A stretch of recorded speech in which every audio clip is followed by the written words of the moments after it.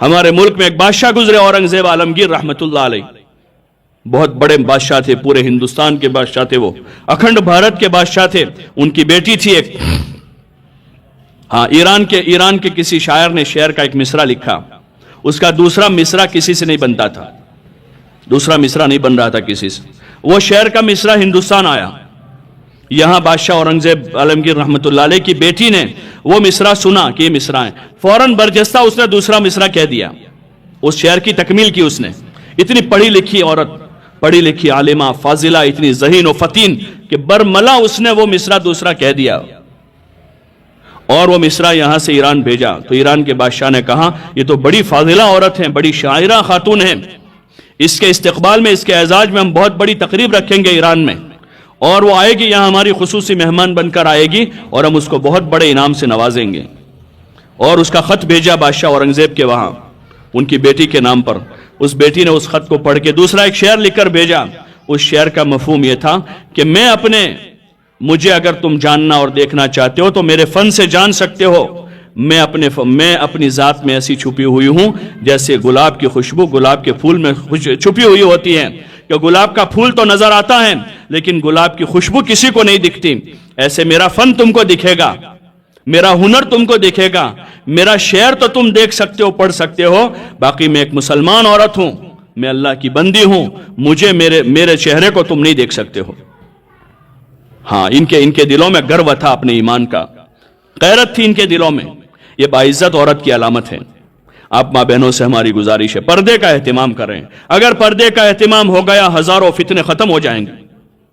اور اپنے گھر کے ماحول میں بھی ہماری بہت ساری وہ ماں بہنیں جو اللہ کا فضل ہے، اللہ نے ان کو توفیق دی ہے، وہ برقع پہنتی ہیں لیکن گھر کے غیر محرموں سے پردہ نہیں کرتی، وہ چچا زاد بھائی سے، مامو زاد بھائی سے، پھوپھی زاد بھائی سے، خالہ زاد بھائی سے، دیور سے، جیٹھ سے، اور اس نوعیت کے اور جتنے غیر محرم رشتہ دار ہیں یا غیر رشتہ دار ہیں ان سے بھی پردہ کریں، یہ اللہ کا حکم ہے، یہ اللہ کا حکم ہے، اس کو پورا کریں گے زمین پر اللہ کا بڑا حکم زندہ ہوگا۔ دھیرے دھیرے جیسے اللہ کا فضل ہے، اللہ کا بڑا کرم ہے کہ ہمارے یہاں بہت ساری جوان بچیوں نے اچھا پردہ کیا ہے، پورے برقعے میں ہوتی ہیں، وہ عورتوں میں تعلیم کا ماحول بنا ہے کہ عورتیں قرآن پڑھنا سیکھ رہی ہیں، اپنی ضرورت کے مسائل سیکھ رہی ہیں، یہ خوبیاں ہیں، اس سے کوئی انکار نہیں کر سکتا ہے، لیکن جو کمیاں رہی ہیں اس پر ہم خود غور کریں، خود فکر کریں کہ ہم ان خوبیوں کے ساتھ مزید اپنی خوشی غمی کے موقعوں کے ان رسم و رواج کو ختم کر کے، اور جتنا دیگر تھوڑا بہت جو بے حیائی کا ماحول بنا ہے اس کو ختم کر کے اس پر کوشش کریں کہ 100% ہماری ماں بہنیں، ہماری بیٹیاں جو ہیں وہ اس فریضے کو، پردے کو زندہ کر کے اپنے گھر میں رہیں۔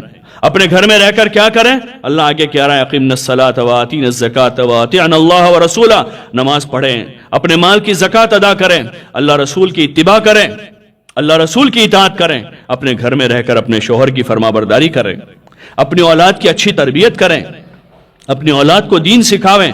ماؤں کے ذمہ ہے یہ کہ اپنے گھر میں رہ کر بچوں کی تربیت کریں، ان کو اچھا طریقہ سکھاویں، تعلیم دیں، ان کو صاف ستھرا رہنا سکھاوے، بچوں کو بچپن سے ہی بچوں کو صاف ستھرا رکھیں، اپنے گھروں کو صاف رکھیں، اپنے آنگنوں کو صاف ستھرا رکھیں، اپنے گھر کی چیزوں کو سلیقے سے رکھیں، اپنے اخلاق کو درست کریں، اپنے بچوں کے اخلاق کو، کہ باہر بچے پھرتے رہیں گے آوارہ بچوں کی طرح، وہ بچے بگڑ جائیں گے۔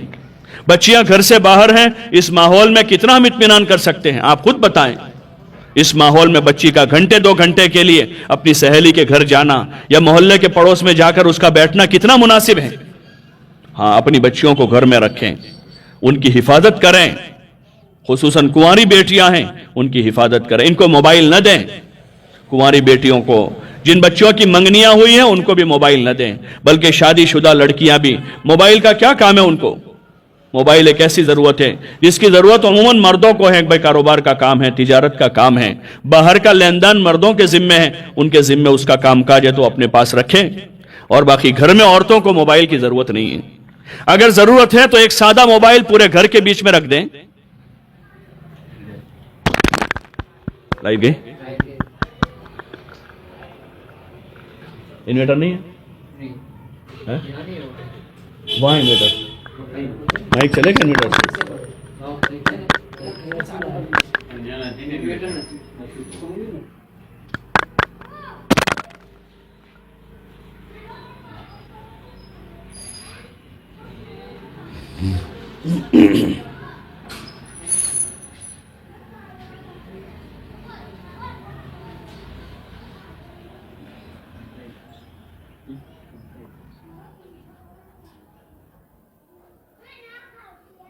रोजाना जाती है?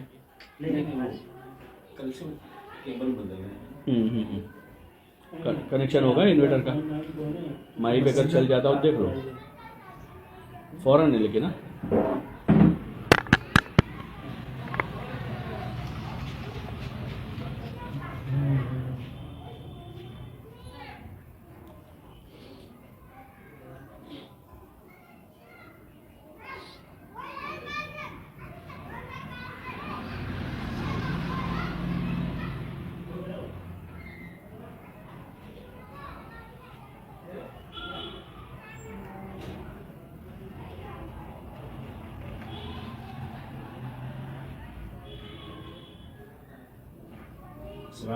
સાહેબ ખેડે છે લાઈટ ના ગયું ને લાઈટ એવું બધું માણસને વાત ચાલી રહી હતી મદ્રસા પર. હા તે છે ને આપણે મેન કોન્ટ્રાક્ટ મદ્રસા પર. અચ્છા નદીમાં કામ કરવું એટલે મુશ્કેલ છે. મુશ્કેલ બરાબર. બેટરીનો મસ્તો આવી નથી. ચાલો ઠીક છે. मुश्किल था केबल न ये इन्वर्टर से कनेक्शन नहीं हो सकता इसका?